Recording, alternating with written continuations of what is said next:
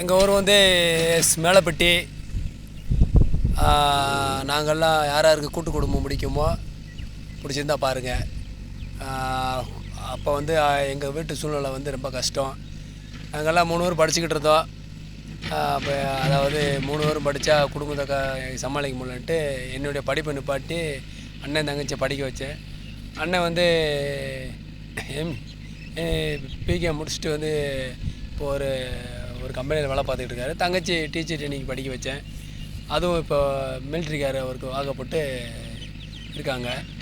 இப்போ என்னோடய பிள்ளை, என் அண்ணனோட குழந்தைங்க எல்லாமே அண்ணன் தான் பார்த்துக்கிறாரு.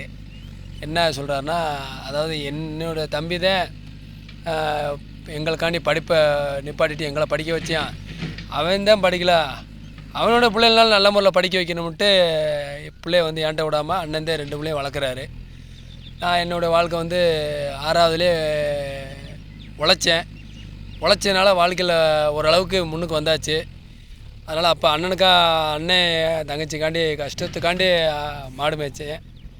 இப்போ வந்து நம்ம சதுரி சுந்தரமாளிகை ஐயா பேரை சொல்லி ஒரு காளை வாங்கினேன். அந்த காளை வந்ததுலேருந்து ஓரளவுக்கு ஆண்டை முன்னேற்றத்தில் எந்த குறையும் இல்லை. எல்லாமே காலையில் வந்து ஐயாவை வந்து வணங்கிட்டு போனாலே நல்லாயிருக்கும். யாருக்கு உங்களுக்கு சிவனுடைய வாகனம் பிடிக்கும்னா இந்த இருக்காரு பார்த்துங்க.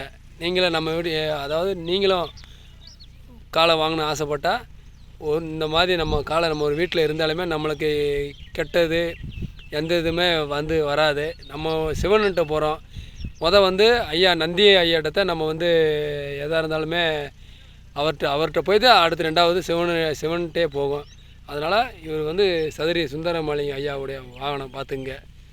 அவர் பேர் வந்து சுந்தரமாளிகை பாருங்கள், வராரா?